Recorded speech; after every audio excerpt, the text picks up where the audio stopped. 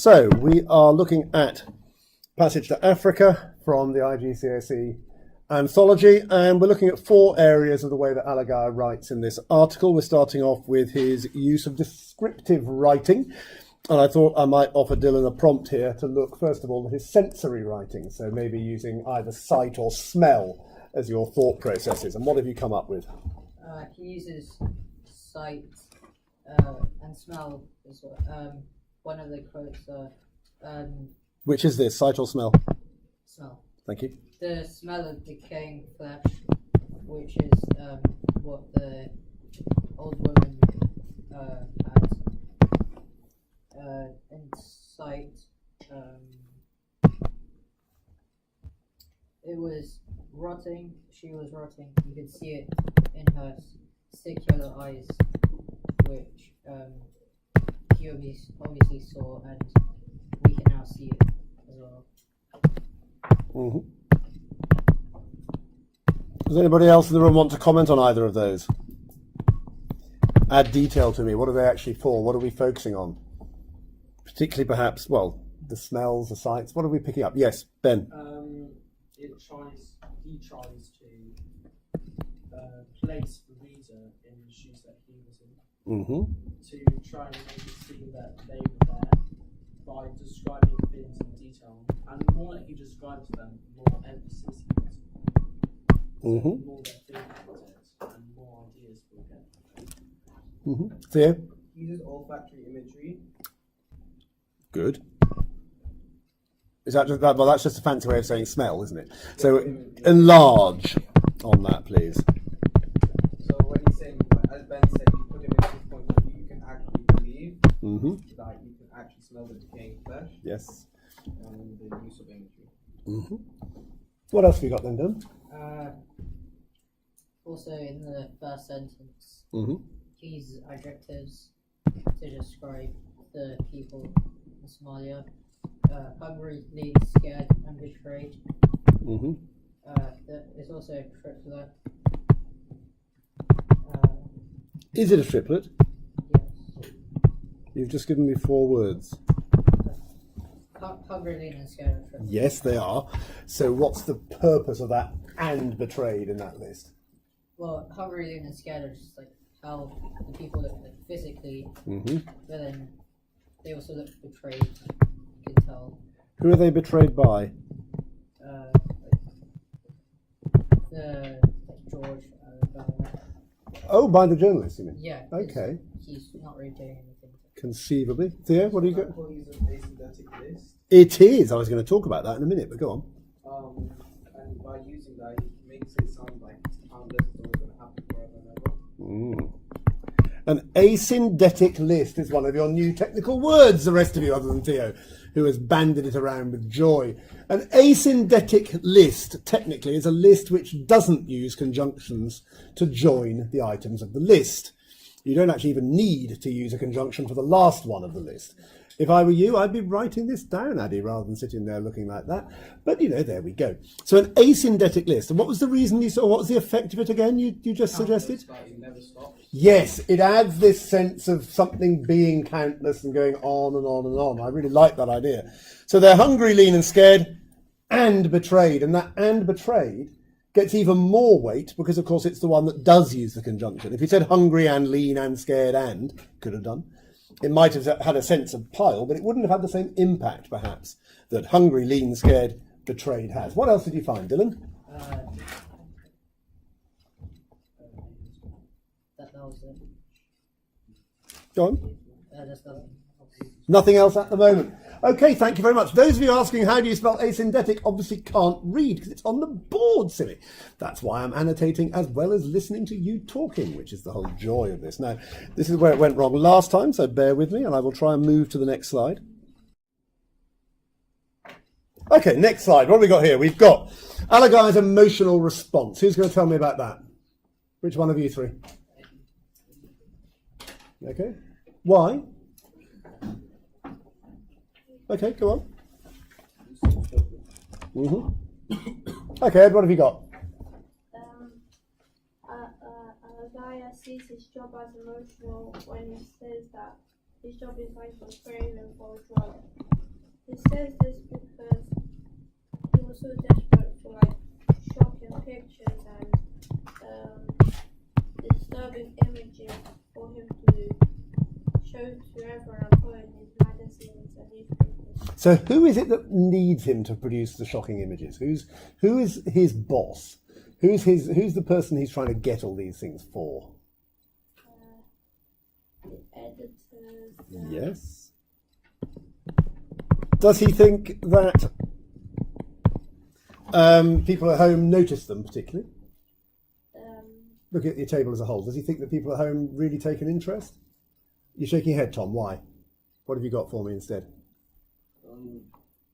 They read and look at the pictures and that was possibly entertainment, not really like to feel sorry for them. Right. And they use the pictures only to almost Is there a quotation anyway that ties us into this? Anybody in the room? This sense that the images are not necessarily being taken hugely seriously or long lasting. Anything like that? Any of you pick up anything like that? they need to get better pictures every single time. Okay, well, James, hang on 1 second. Sorry, James, your hand was up. There is, but part of the images that many people comfortable with the city. Right, so he wants to make this idea, doesn't he, in the comfort of their sitting rooms. This idea that these are all people who don't perhaps have the chance to, and they look at it in the comfort of their sitting rooms. Does it affect them? Possibly not for much longer. And, you know, that we have that. What else we got, Ed? He needs bad news, like about disasters and terrible conditions, because people are starting to get bored about the good news about happiness. Okay, so he describes Gufbadud as a ghost town. Yeah? So that's his disaster. How does he describe journalists to show this sense of needing those disasters to sustain themselves?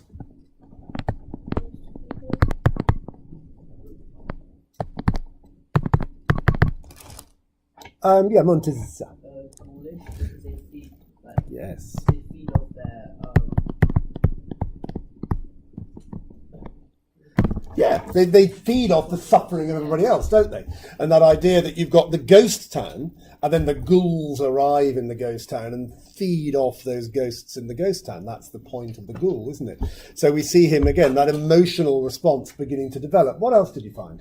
He says like his job is like prayer for drugs, You've done that one. because he could cope and resist Mm-hmm. with the bad stuff.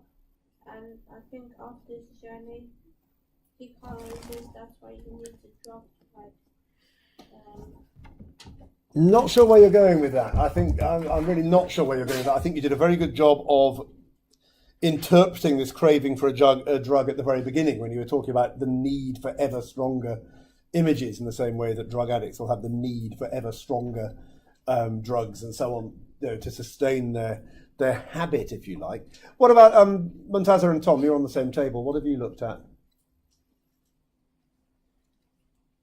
the man smiling. He's shocked at the man smiling Mhm. in such conditions. I suspect we're going to hear more about the smile in a bit, but the smile, yeah, his shock. How do we see how great his shock is? What does he do with the way he writes that really shows us? Yeah, go on, Hussein. Yes. It's this sense of repetition of the idea and the, what else? Go on. The small sentence he says, and then there's a face on it. Yeah. Yes. Very nice. He says that after he describes the decaying flesh. Yes. What could be worse? Absolutely, yes, because after that big build-up of that hugely descriptive passage, or those hugely descriptive passages, rather, in the huts, which I think you guys are probably, who observers are going to talk slightly more about in terms of boomerangs and holes in legs and things of that nature, I assume. We really get that sense of surprise and shock that, you know, that means there's something else. I like that. Eddie, thank you very much. Take a pew and we'll move on. So I should now be able to do this. Okay, so Alagiah as observer, who's my spokesman? Lucky us. Go on, Prem, what have you got? You can actually say that if you stand up so they can see you, if you stand up, they'll hear you. You can do it from there rather than walking the 8 paces to here. That's absolutely fine. Oh, you're going to walk the 8 paces? Well, that's terribly exciting. For the benefit of the tape, Prem is now moving from his chair 8 paces across the room. 6 paces across the room. Go for it. Okay, so one of the ways that Alagiah is placed in the seat of an observer is simply by not even giving any emotion at all. Like when he writes about Habiba and her sister Ayan, then he doesn't say, "Oh, I feel sorry for her." He just says, "Habiba had died. No rage, no whimpering, just passing away." Yeah. And another way that he also shows this type of way of being an observer is in the next paragraph where he even though as a few people said earlier about the gentle V shape of the boomerang, it was rotting, she was rotting. Again, he wasn't saying, "Oh, I feel terribly sorry for her, you should too." He's just saying it was rotting, she was rotting. However, that's where his role as an observer stops in that paragraph, because then he goes on to addressing the reader directly. Could you tell me something? Why do you think he's describing this appalling injury this woman has, and he talks about the gentle V shape of a boomerang? Does that sound horrific? Yeah. Well, in terms of the language. language. Go on. It just generates an irony, because usually you think that the wound is going to be described as horrendous, whilst here he talks about it as gentle. Right, so we've got a contrast, have we? Which wound is described in fairly horrific detail? Ben? The rotting leg. So we might see him here as a good writer, finding a way to contrast the horrible detail of the rotting leg with the hole the size of my hand and all the rest of it, with the gentle boomerang of this woman's injury at this stage. And we see, he's using all his descriptive powers without getting angry about it necessarily, or showing us, I think you're exactly right, overt emotion, to perhaps display it. So the wound, the boomerang wound, is gentle. Why? Why isn't it a jagged? This is a leg that's been smashed. So why is it a gentle shape? It may have been there for a few days or weeks or months. And she's only just starting to be rotting now. Yes, conceivably, that might be new. The gentle shape of the boomerang does suggest something that it's had a chance to mend. Had a chance for it to set in the wrong shape, but it's obviously set over time. And we can begin to envisage it, can't we? We can begin to see that. We all know what a boomerang looks like. I've just tried to draw one for you. In case you don't know, it looks a little bit like a banana. But, we could all begin to see that. So that's rather nice. What else did you find about him as an observer? They're going to talk about when he shifts. What else did you find? He observes the huts.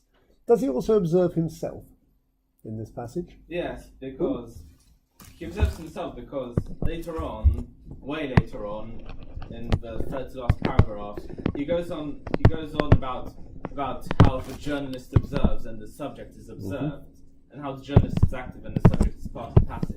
I could have said, "Oh, I observe these people," but going into personal pronouns, whilst he just goes on talking about how the journalist overall observes. So the journalist is active. Who's passive again? The subject. Thank you. The people he's looking at. Smiling people. Yes. And I think this is a really important idea. This is the one I was trying to find when I was looking over your shoulders. This sense of the general way this works: the journalist is active, the subject is passive. In other words, you're wounded, you're in a hut, and a journalist will be brought to you. They will look at you, they will take photographs, and then they will write a descriptive article about you for the people sitting at home in their sitting rooms to read over a cup of coffee and go, oh, how awful. And probably, if the editor's up to snuff, there will be an ad on that page where there might be one of the ads for, a Somali charity or something like that. So if you're really lucky, somebody might read the article and go, oh, that's terrible, and give £3 or whatever it might be to the charity, so that there is the link. But the point that his self-observation is this idea that the way it should work is that the journalist is active and the subject is passive. But as Prem is replaced by Ben, we will hear what happens when the subject changes.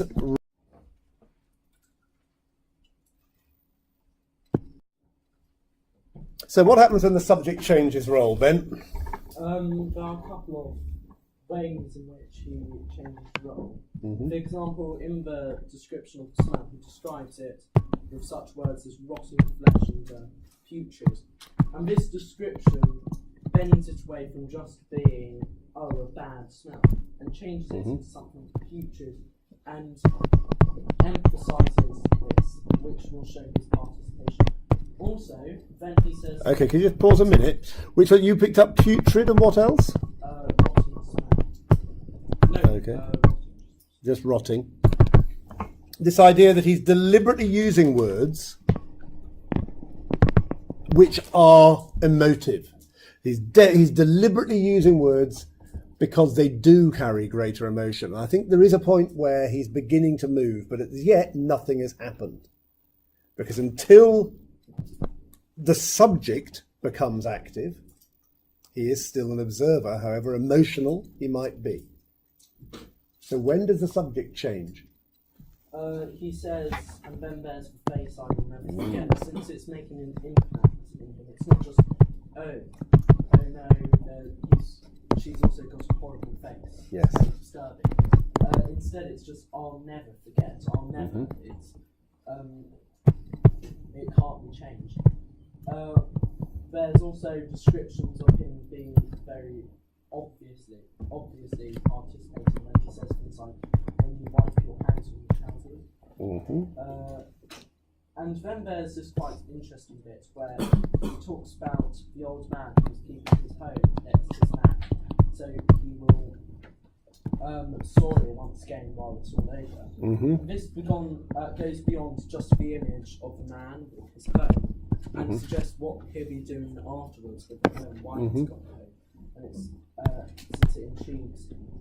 And then we get into the biggest part, which is the smile. And he asks many rhetorical questions, including what was it about the smile? And he then answers this in the next couple of paragraphs, showing that it made a massive impact on his writing. This smile had turned the tables, and it does show the difference between being passive and active, and does turn the tables, as he said. And it shows that he's saying that he's showing that he's doing more participation. Yes, so that once that's happened, he has to take part, doesn't he? Because the smile is an active action as opposed to the passive way that everybody else is responding to him. Nobody else looks at him, nobody else engages with him at all. At that smile moment, something shifts, and it's enough that he sees it, and it bothers him. And it bothers him, and it bothers him. How does he feel about his role as a participant? Well, he says, how should I feel to be standing there so strong and confident? So he's almost feeling a sort of guilt after seeing it. And of course that would never have been put in a report, unless it was an opinionated report. It wouldn't be an observational report, because they wouldn't express much emotion about it. Absolutely. It says right at the end, what, sorry? I would write the story of, excuse my pronunciation, Good. Jude. All words to that effect, yes. With all the power and purpose I could muster.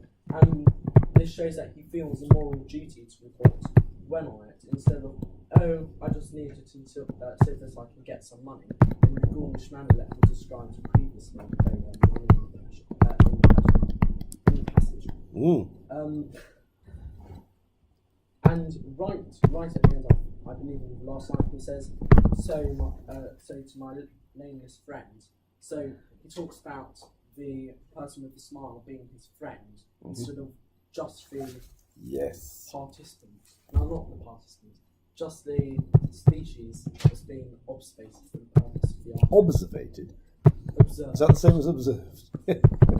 But yes, this idea of my nameless friend, suddenly, that's a real emotional attachment to this person. That's more than somebody arriving, seeing it, going, and filing their response for their newspapers. Gentlemen, thank you very much indeed. Take a seat, Ben. Take a seat, anybody else that's